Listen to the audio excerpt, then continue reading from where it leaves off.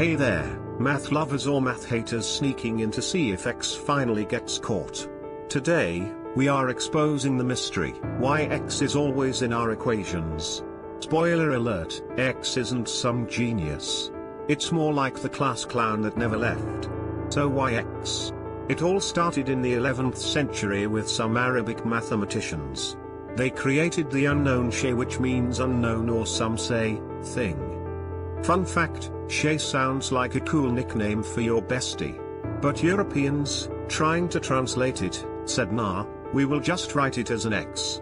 Because that is easier, right? Lazy translators. Fast forward, and now X is the go-to symbol for the unknown. Poor Y and Z, they are just backup dancers, only called on in complicated equations. But why not pick something cool, like a star or emoji? Or a dollar sign? Imagine solving equations like this, much more motivating, right? And that is why X runs the show. It is basically the diva in mathematics, mysterious, overused, and always causing drama.